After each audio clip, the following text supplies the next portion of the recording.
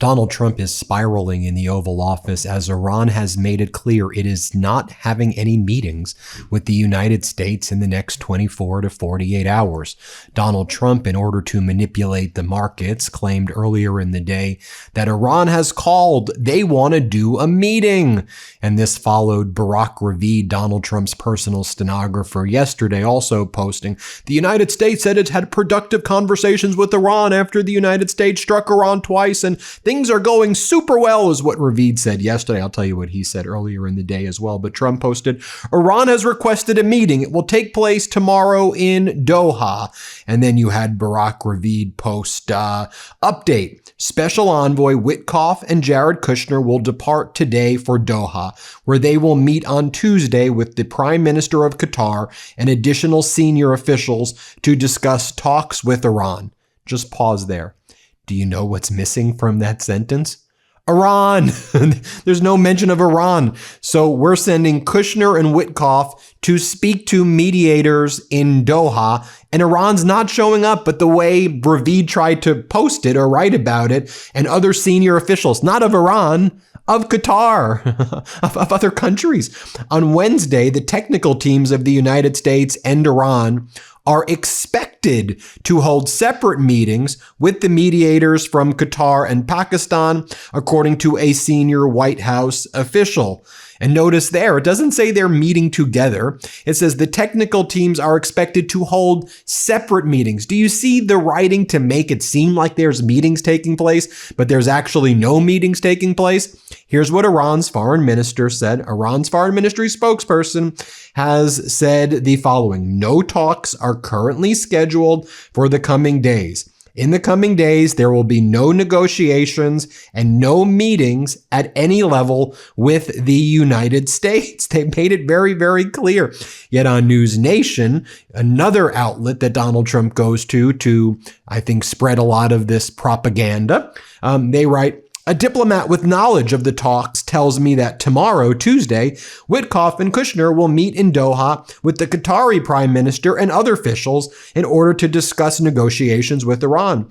The following day, technical teams from both the U.S. and Iran will meet separately with Qatari and Pakistani mediators. Iran says that ain't happening. But Trump manipulated the markets. They were up significantly today. Had there been those strikes by the United States before the markets closed on Friday, you would have seen the market absolutely tank. This is unadulterated market manipulation, folks. Isn't it just so obvious what is happening? So what's Donald Trump saying? You know, he's got to move on. He's got to do the WMD, weapon of mass distraction. So Donald Trump goes, the reflecting pool, which suffered great damage due to the vandals and radical left scum that hate our country, has been for the past 2 days in full operation. He talks about a 350-foot gash from the sharp knives by these vandals, but everything is perfect, and if anyone attacks them, they will get 10 years for attacking it in jail.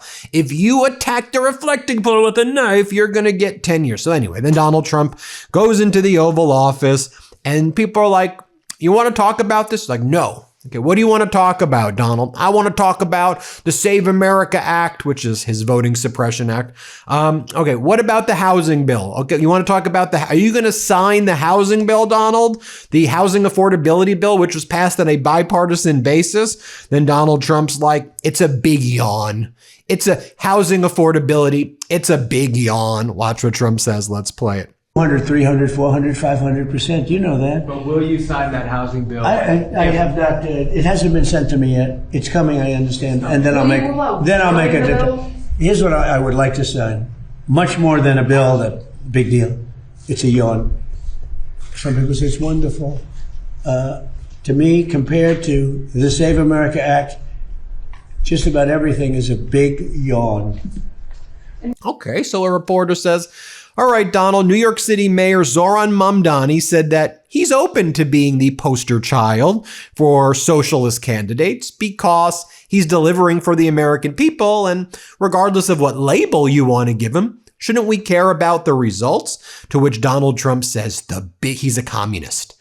And the biggest threats to this country, bigger than World War I, World War II, and 9/11, are these communists like Mamdani, and that is the biggest threat. I mean, just think about how dangerous the rhetoric from this psychopath is. Here, play this clip. It really topped everything by a lot today, yeah. Mr. President, Zohran Mamdani said in an interview this week that he was open to being the poster child for socialist candidates.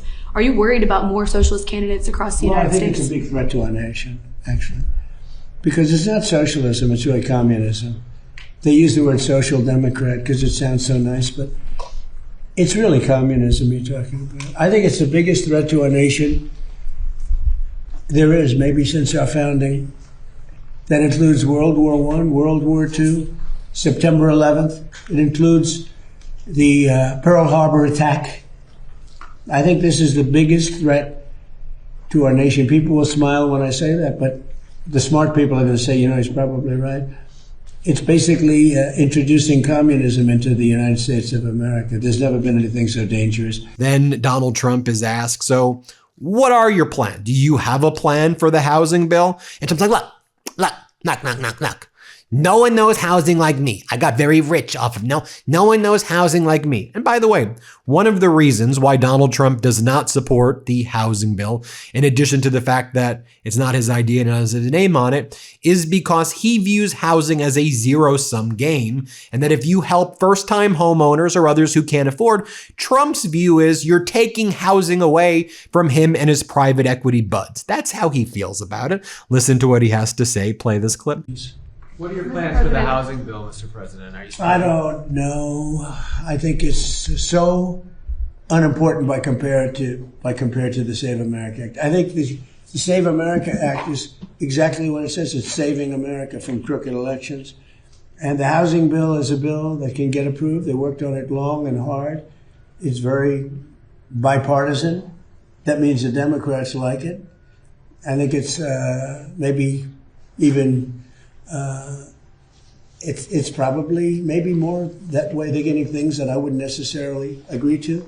Nobody knows more than housing in the history of the presidency. Nobody did well like me in housing. I made a lot of money. I made a lot of money with housing. But when I look at that bill, it's a bill. But when I look at the Save America Act, it's about saving America. And I'd like to have the Save America Act added on. That's probably not going to happen because we have 4 Republican senators, maybe 5, that just won't vote for it. It's crazy. Somebody Lisa Murkowski from Alaska. Nobody's done more for Alaska than me. She's Trump deranged. What can I tell you?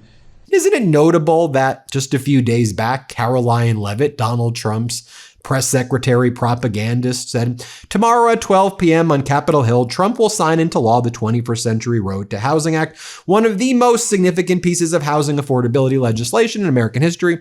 This bipartisan bill includes policies long championed by the president. It cuts necessary red tape, helps increase housing supply, and limits the ability of large institutional investors to purchase single-family homes. As the president has said, homes should be owned by American families, not large corporations. President Trump promised to lower housing costs, and he is delivering, making it easier for every family to achieve the American dream of homeownership. Tomorrow's historic bill signing is another promises kept. Now, Trump on the housing bill. Big deal, big yawn. And hey, Donald, you're done with the market manipulation. Now you want to trash housing affordability. I want to bring in Democratic Senator Elizabeth Warren to talk about that housing bill. Let's bring in Senator Warren. I have a lot more questions I want to ask her as well. Senator, so great to see you. So many Americans, I think, were like, wow, bipartisanship. We have Senator Warren and Senator Scott, completely opposite ends of the so-called political spectrum or whatever, but we've done a housing bill. Private equity can be limited in scooping up these homes, especially from first-time homeowners. This is going to be great. And I said, okay, I'm going to do a story this morning that says, great work, Donald Trump, housing bill, affordability, great work, Senate. I was going to do that story. And then the guy doesn't show up, blows it up, turns it about himself. And I go, what? No, it's so predictable, yet so unfortunate that that's the system that we're in. Talk to us about it from your perspective. So first of all, let me just set the stage for you. We've worked on this thing for a year and a half because we are in a housing crisis. Prices are too high. They're too high for home buyers. They're too high for renters.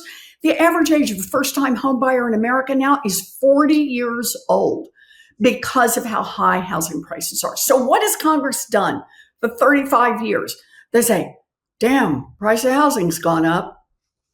And that's it. That's been how the United States Congress has responded. So started putting people together and saying, put an idea in the box here that would help lower the cost of building new housing, or renovating existing housing. And somebody pitched in something about how you could smooth out some environmental regulations. Cool. What else you got? And somebody else pitched in something that said, you know what? There's this requirement on manufactured housing that you have to have a chassis in it. You take that requirement out and it becomes $10,000 cheaper to build one. Cool. I got together with Senator Kennedy to do something we call carrots and sticks. Federal government gives a lot of money to cities all around America every year. And basically we said, we don't care how you do it, but if you're building more housing, you get more of that money. And if you're not building housing, you get less of that money, right? I had an innovation fund that said, if you'll really go in on ways to lower the cost of building, we, the federal government, will be a good partner and put up money to help buy you an elementary school or, something sexy like new sewage treatment plant, the things you need when you're building more. So we put all those together. There are nearly 50 of them. And then we have the private equity piece to keep private equity boxed out of residential housing. We get this bill that passes the Senate, final passage last Monday, we could go right now tonight, passes the Senate 85-5, passes the House on Tuesday night, woohoo, by I think an even bigger margin. Then it's Wednesday morning, and Donald Trump has announced the night before he's coming over to Congress because he's going to have lunch with the Senate Republicans. And while he's here, he's going to sign the bill. So they lay out the red carpet, and I mean that literally. They build the stage. They put the flags up on the stage. They have the fancy desk and the chair, and all the Republicans are out there. Man, they're tweeting like crazy about, I'm getting my thing in the bill. And my view is good. Success has many mothers. Let it happen. I think this is great. Democrats are tweeting about it too. And then 2 hours ahead of time, Donald Trump says, I'm not coming. I'm not going to do it. Not going to sign it. Not going to sign it. So he hasn't vetoed it, hasn't signed it. So that brings us up to now. And what he says now is that it just doesn't matter. So we got all these ways to lower costs on the price of housing. And Donald Trump just doesn't care. And he openly says so. The guy who ran for president saying, I will lower costs on day one. Remember that? Ran for a year, said, I will lower costs on day one. That is the guy who now we're on day 500 and whatever. Cost of groceries is up, cost of gasoline is up, cost of utilities is up, cost of healthcare is up, and the cost of housing is up. We've got a bill here that could help bring down one of those costs. And he says he just doesn't care. Not he's mad, not there's something bad in it. He just doesn't care. I really am stunned. When I hear him, though, and yeah, he says that, but some of the other stuff he seems to say, though, to me is equally telling, where he seems to view housing, like so many things, as a zero-sum game, and that if you're going to be giving housing to new homeowners and helping people get housing, that in his mind, that's taking it away from him and his people and his crew. And so it actually seems in a way to me that his bluff got called on housing. Like we've seen a lot now in this Epstein files. It reaches its conclusion. You see that he was the cabal. He was the cover up to begin with. He hates the JCPOA, but never had an healthcare. He never had a plan. And so you take this to its logical conclusion, and he actually seems that doesn't want housing. Like, to me, it's even deep, and now they're trying to say, well, it was because we want Save America, which is the Voter Suppression Act. But it actually seems his intentions are revealed that he actually doesn't want new housing because he views that as a harm to his rich friends. It's really interesting how you would draw that connection, because look at what happened. Why are all those costs that I was just talking about up? Right? It's not gravity. It's not, like, oh, that's just how two molecules react when they bump into each other. It's policies that he followed. It's his tariff policies have driven up costs. His energy policies have driven up costs. Lordy, his healthcare policies have driven costs through the roof for millions of Americans. And his bombing halfway around the world and closing the Strait of Hormuz has driven up costs. All of his policies have pushed costs up. And as you say, here is the one time, I hadn't thought about it the way you describe it. We actually call his bluff and say, here's a way you could bring down costs, but it's bringing down costs for working people. It's getting more apartments built. It's getting more manufactured housing built, which is often the most affordable. It's getting access to more single-family homes. And Trump, I guess, is not seeing a big profit opportunity for the Trump family or for his close-in buddies. And all I can say is I sure hope we keep talking about this, because Donald Trump has forfeited any right to say that he cares about the economic circumstances of hardworking American families. He's proven he doesn't.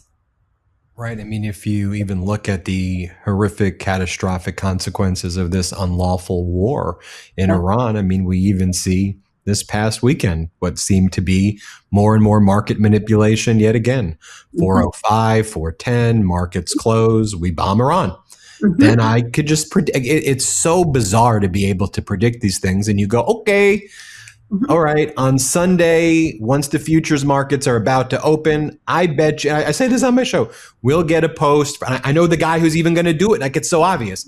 I go, Barack Ravid from Axios, he's going to post, we're made very good, productive talks, and that things are going to go great. And boom, an hour before the futures market, there they go. There's the post. And Iran's like, we don't even know what you're talking about, but okay. And then the market reacts to it. And, it goes from what could have been a horrible, market. The American people aren't benefiting from this, but then it's all of a sudden, boom, it's green, and it's just like people see it now and they're like, what are you even doing? What is this? Right. But the part that keeps going forward is the Trump corruption. Just make no mistake. He has time and attention to do two things. One is to keep these pieces going where, he's cutting another deal, and it just turns out his sons will make millions of dollars off it, right? He sends his son-in-law to the Middle East to negotiate peace, and while he's there, he's going to sell his deals for a sovereign wealth fund, right? He's going to buddy up with the Qataris while they give him his $400 million jet. His crypto, right? A place to do bribery right out where anybody can see it. So all of that continues, right, on one axis. And the other axis is he spends his time on the details of his gold-encrusted ballroom, his triumphal arch, his reflecting pool. Those are the two things. Use the presidency to just grift, just to make as much money personally as he can, plus use it for vanity projects, things that he thinks are going to reflect well on him. And the American people, folks who have fallen behind again this year since Donald Trump has been president, families have fallen further and further behind. Inflation is up. Cost of all those goods is up. And like I said, Donald Trump just doesn't care. It's about making money for himself and his buddies. And it's about flattering Donald Trump's ego. And those are it seems to me, the only two things he cares about anymore. Yeah, and before we go, one of the things that I used to respect about the Senate is the seriousness with which work was approached. And you may have a different approach than, say, a Republican senator, but you weren't running Enron or Bernie Madoff's enterprise as who was in leadership. I mean, it was here are the right numbers. Here's our approach. Here's their approach. Can we reach compromise? That's at least what I grew up with. What I thought. Yep. Now, what it seems is the United States Senate, when it's controlled by Republicans, is like Enron in its last days, or like the Madoff, and it is literally cooking the books and using fake numbers that aren't real. $21 trillion it's completely fake. It's not, outrageously fake numbers. And then when you are conducting these hearings and cross-examining the different nominees and people in Trump's orbit, and you're asking them very basic questions. What is inflation currently? Is that more or is that less than Madam Senator, I'm just asking is more. Now here's wage growth. Is it more or is it less than wage growth? Well, can you answer the question?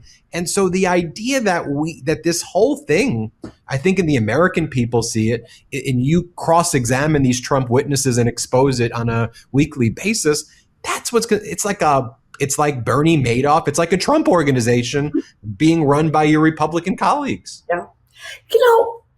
On this kind of thing, I've gotten to where I do. I just ask the most basic facts.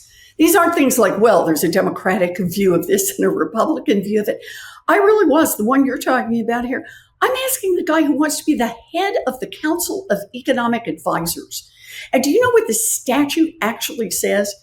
The job of this person is to give the President of the United States independent economic advice. Make sure that the president knows what reality is. So I start him with the most basic question. What's inflation running at today? And, it's right there. You can see it. It's right there. You can see it. We had just gotten the reports from the federal government. It's there. And blah, blah. The guy cannot give an answer. So I give him the answer. And is that higher or lower than it was when Donald Trump was sworn in? Can't give an answer. I give him the answer. So is it higher or lower?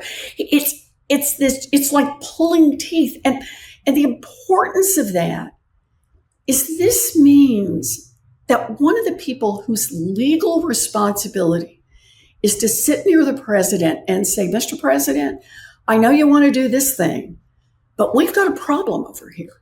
And here's what the problem looks like. This is a guy who cannot even answer a basic factual question. I think that disqualifies him for this job. And I am deeply, deeply worried about the fact that that's exactly who Donald Trump picks to be his economic advisor. I think of it as just insulating Donald Trump from reality. That's what he wants. And he'll pull it off as long as the Republicans let him get away with it. Well, are you going to let him get away with it or what? I mean, just talk very briefly before we go about the, what this looks like differently if Democrats take control. Oh, come on. Midterms. If Democrats take control, some things change dramatically. The first one is that we are the ones who become the chairs of the committee, and we are the ones who run the two chambers. That means we bring things to a vote that we want to bring to a vote. That means that we conduct investigations that we want to conduct. That means we get subpoenas to get people in to answer questions. And that is huge. The second part, if we can get a majority in the House and the Senate, please, if we can do that, it means we can actually start passing some laws that are good for the American people. We can undo some of the terrible stuff that's in the Trump budget on healthcare, on grotesque tax gifts to billionaires and a trillionaire. And we can start forcing the Trump administration to actually spend the money that Congress has told them to spend on things like research and on healthcare and on transit, the things that actually keep our country going. So it's not as good as having the House, the Senate, and the White House. That's, I hope, what we're going to do in 2028. But getting majorities in the House and the Senate in this next midterm can make a huge difference. Huge. Senator Warren, thanks so much for your time. We appreciate all you do. Thank you. Everybody hit subscribe. Let's get to 7 million subscribers. Want to stay plugged in? Become a subscriber to our Substack at MeidasPlus.com. You'll get daily recaps from Ron Filipkowski, ad-free episodes of our podcast, and more exclusive content only available at MeidasPlus.com.